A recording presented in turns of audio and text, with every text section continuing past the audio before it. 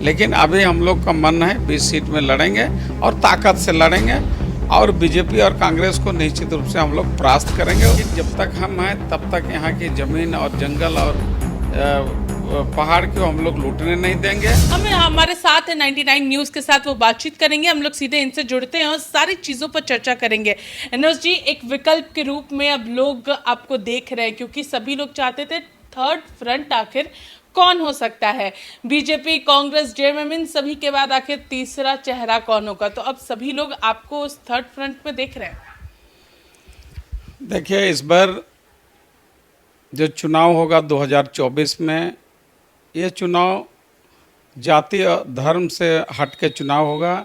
ये चुनाव विकास के नाम पर होगा और सभी लोग समझ गए, जो वोटर्स हैं ये लोग सभी कोई समझ गए हैं कि इस बार ये लोग विकास के नाम पर वोट देगा। भारतीय जनता पार्टी और राष्ट्रीय कांग्रेस पार्टी, इन्होंने आज़ादी से लेकर आज तक खाली सिर्फ धर्म के नाम पर वोट मांगा।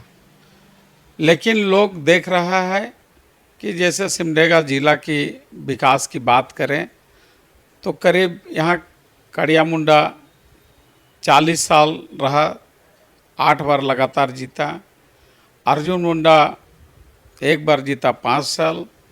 और विधायक की बात करें तो बिमला प्रधान यहाँ पर 10 साल और यहाँ पर निर्मल कुमार बेसरा 18 साल किया।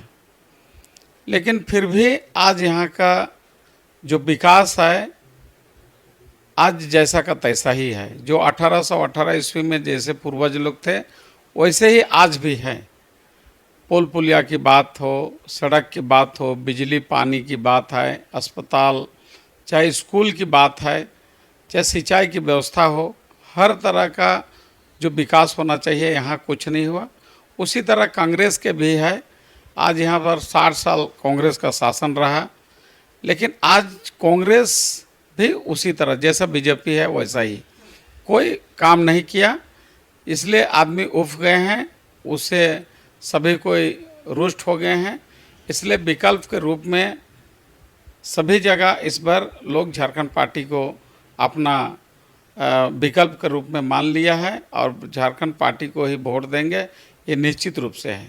सर, क्योंकि अगर हम बात करते हैं इस पूरे इलाके की, सिमडेगा की अगर हम बात करते हैं या फिर हम लोग कोलेबिरा की बात करते हैं, सभी जगहों पर आप यहाँ के विधायक होते हुए भी आपने अलग अलग जगहों पर मदद करने की कोशिश की, विकास करने की कोशिश की। उन सभी चीज़ों को इस बार आप कैसे जनता के बीच ले जाएगा, क्योंकि एक बहुत बड़ा गैप जो है वो आपके और जनता के बीच में बन गया था।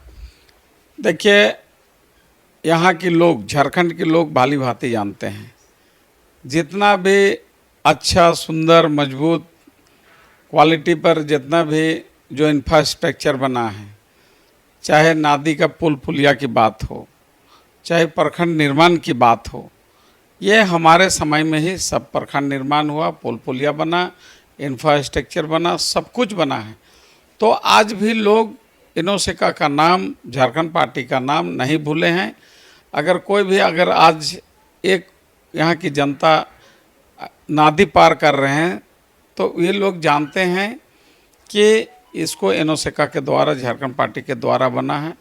अगर जितने भी नया प्रखंड का निर्माण हुआ है तो वे जानते हैं कि इनोसेका के माध्यम से हुआ है। ये सड़क, चौड़ी सड़क बना है तो इनोसेका। इस तरह का सिमडेगा का ग्रिड की बात करें तो सभी को जानता है इनोसेका बनाए हैं।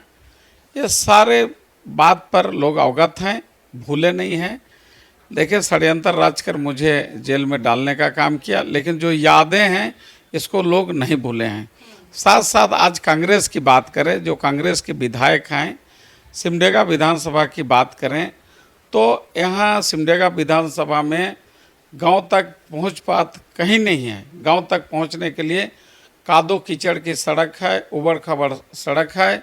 जिस गांव में सड़क नहीं है वहाँ की विकास नहीं हो सकता है।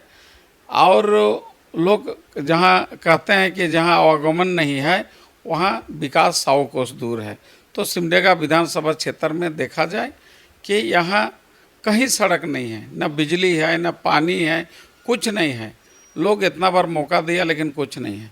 वैसे ही कोलेबिरा विधानसभा में आज एक माने भारत माला रोड बन रहा है, उसमें यहाँ हजारों हजार किसान की ज़मीन जा रही है और ये सरकार की मंशा यहाँ के लोगों की ज़मीन का लुटाई करने की मंशा है, यहाँ की जंगल की कटाई करने की मंशा है, यहाँ की पहाड़ को तोड़ाई करने की मंशा है और यहाँ के बड़े बड़े पूंजीपतियों को गाड़ी चलेगी और यहाँ पर जंगल झाड़ जितना ज़मीन है, पत्थर है, नदी नाला के बालू है, इसको लुटाई करके ये दूसरे राज्यों में ले जाएगा और वहाँ पर लोगों को बेचने का काम करेगा और यहाँ के लोगों को विस्थापन करने का काम करेगा। ये कांग्रेस और जेएमएम का और बीजेपी का ये प्लान है, षड्यंत्र है। तो हम कहना चाहते हैं कि लेकिन जब तक हम हैं तब तक यहाँ की ज़मीन और जंगल और पहाड़ को हम लोग लूटने नहीं देंगे। ये झारखंड पार्टी का शुरू से लेके मुद्दा है जल जंगल ज़मीन की बात, हक हकियत की बात को आखिर अधिकार दिलाना, ये झारखंड पार्टी का है। इसलिए इस बार जो भी हो जाए, यहाँ पर यहाँ के विधायक लगता है जो भारतमाला रोड बन रहा है उसकी सौदा करके ये जो कलकत्ता में पैसा पकड़ाया, जो बोरे बोरे बैग बैग पैसा पकड़ाया कांग्रेस विधायक के द्वारा, जो हमको लगता है उसी का सौदा का पैसा था। तो कांग्रेस बीजेपी से सौदा करने में कहीं नहीं चूक रहा है और हमेशा इस सरकार में जितना भ्रष्टाचार है, आज छोटा सा पीएम आवास की बात करें, चाहे यहाँ अबुआ आवास की बात करें, बिना 20-25 हज़ार रुपया दिए यहाँ कोई काम नहीं हो रहा है, उसको अबुआ आवास नहीं मिल रहा है। आज बालू की किल्लत देखिए, आज यहाँ अपना गांव घर में नदी है लेकिन नदी से एक छटाक बालू नहीं ले सकता है, एक भार बालू नहीं ले सकता है, ट्रैक्टर और ट्रक की तो बात छोड़िए। तो यहाँ इतना अराजकता फैला हुआ है, इतना भ्रष्टाचार फैला हुआ है कि सीओ बिना पैसा का ऑनलाइन नहीं कर रहा है, रजिस्ट्री नहीं कर रहा है।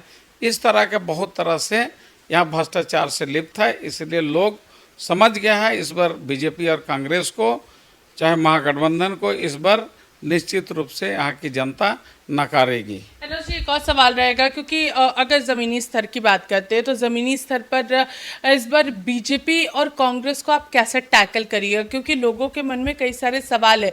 जो कुछ लोगों से बातचीत करने पर ऐसा लगा ऐसे आपको वो बीजेपी का बी ग्रेड जो एक होता है उस तरीके से आपको वो देख रही है, तो उन सारी चीज़ों को आप इस बार कैसे हैंडल करने वाले हैं? देखिए, ये जनता जानती है सब कुछ। हमको बी टीम बोला जाए, ये तो बी टीम तो कांग्रेस और जेएमएम है। इसलिए बी टीम कांग्रेस और जेएमएम है क्योंकि इस बार सौदा किया, इस जो इंडिया गठबंधन जो सरकार है उसको गिराने के लिए 11 विधायक सौदा कर चुका था, तो ये तो बी टीम हो गया। दूसरी है कि हेमंत सोरेन की सरकार हमेशा 2-3 बार बीजेपी से मिलकर सरकार बनाया, तो ये बी टीम बोले चाहे सी टीम बोले, ये निश्चित रूप से। लेकिन हम लोग विकास को गति देने के लिए, विकास को आगे बढ़ाने के लिए हम लोगों ने एक बार अर्जुन मुंडा की सरकार को हमारे झारखंड पार्टी विचार विमर्श करके समर्थन दिए थे, लेकिन उनका भी नीति सिद्धांत हम लोग देखे और देखने के बाद समझ में नहीं आया, तो 1 साल के बाद हम लोग पुनः यूपीए गठबंधन में आए और मधु कोड़ा की सरकार बनाए। जब मधु कोड़ा की सरकार हम लोगों ने बनाया तो वहाँ उस बार 2 साल पूरा भरपूर काम किया, स्वतंत्र रूप से हम लोगों ने काम किया और वही 2 साल में जो काम हुआ है वो काम आज तक दिख रहा है और बाकी कांग्रेस और बीजेपी का कोई काम यहाँ नहीं दिख रहा है। तो बी टीम कहने से नहीं होगा। आज हमारा स्पष्ट शब्दों में कहना है कि जब हेमंत सोरेन बीजेपी से मिल के सरकार बनाए तो वो क्या सी टीम नहीं है? चाहे यहाँ के कांग्रेस के विधायक जो बीजेपी से पैसा सौदा करके जैसा भी सौदा किया, जो आज पकड़ाया, वो कहाँ का पैसा था, क्यों पकड़ाया? और कांग्रेस पार्टी के द्वारा ही उन लोगों पर जीरो डेप्थ का केस किया, क्यों किया? क्योंकि बीजेपी से पैसा लिया था इस सरकार को उथल पुथल करने के लिए। तो ये समझिए सी टीम है, ये बात निश्चित रूप से, और इसको जनता भाली भांति समझ गई है और उस बात से वो अब बहुत पुरानी हो गई, वो बात ख़त्म हो गया है। अब ना बी टीम की बात है ना कुछ की बात नहीं है। सर सबसे बड़ी एक और सवाल यहाँ पर रहेगा कि आप आखिर इस बार कितने सीटों पर चुनाव लड़ने जा रहे हैं, क्योंकि ये चीज़ें तो साफ हो गई है कि आप अपने बेटे को भी चुनावी मैदान में उतार रहे हैं और साथ ही साथ बेटी को भी उतार रहे हैं। आखिर ये कितने सीटों पर चुनाव लड़ने जा रही है इस बार झापा पार्टी? देखिए, हम लोग सक्रिय रूप से हम लोग इस बार टोटल 20 सीट से लड़ेंगे और हम लोग अधिक से अधिक जीत दिलाने का प्रयास करेंगे और लोगों को हमको चाह भी रहा है, इसलिए हम लोग 20 सीट में ही इस बार लड़ेंगे चुनाव। तो सबसे ज्यादा टारगेटेड सीटें कौन सी रहेगी सर? ये जरूर जनता जानना चाहती है कि आखिर किस तरीके से आप वहाँ पर अपनी प्रबल दावेदारी पेश करेंगे। देखिए, हम लोग 20 सीट में सक्रिय रूप से बहुत ताकत लगाकर हम लोग चुनाव लड़ेंगे। हम लोग का ऐसा, हम लोग निश्चित रूप से A grade, B grade, C grade हम लोग बनाएंगे ही, लेकिन अभी हम लोग का मन है 20 सीट में लड़ेंगे और ताकत से लड़ेंगे और बीजेपी और कांग्रेस को निश्चित रूप से हम लोग परास्त करेंगे, उसको पसीना छुड़ा देंगे हम लोग। सर एक और सवाल रहेगा, क्योंकि इसी से सीटों से ही जुड़ा हुआ एक मामला रहेगा कि आखिर ये सारी जो चीज़ें हम लोगों को देखने को मिलेगी वो संथाल में देखने को मिलेगी या कोल्हान में देखने को मिलेगी या दक्षिणी छोटा नागपुर इलाकों में हम लोगों को देखने को मिलेगी? आपकी जो सीटें होगी प्रबल दावेदारी 20 सीटों की। देखिए, हम लोग दक्षिणी छोटा नागपुर में लड़ेंगे, कोल्हान में भी लड़ेंगे हम लोग ताकत के साथ। तो देखिए, दक्षिणी छोटा नागपुर और साथ ही साथ कोल्हान, ये सभी सीटों पर इस बार झापा चुनाव लड़ने जा रही है और साथ ही साथ इनका कहना है कि ए ग्रेड या बी ग्रेड या सी ग्रेड सभी लोगों ने कभी ना कभी एक दूसरे का सहयोग किया, लेकिन इस बार मुद्दा होगा विकास, इस बार मुद्दा होगा इनके कामकाज और जनता जो तीसरा विकल्प ढूंढ रही है वो निकलकर इस बार झापा सामने आने वाली है। फिलहाल इस खबर में मैं सतत नहीं, सहयोगी सुशील के साथ में पूजा दुबे, 99 न्यूज़ सिमडेगा।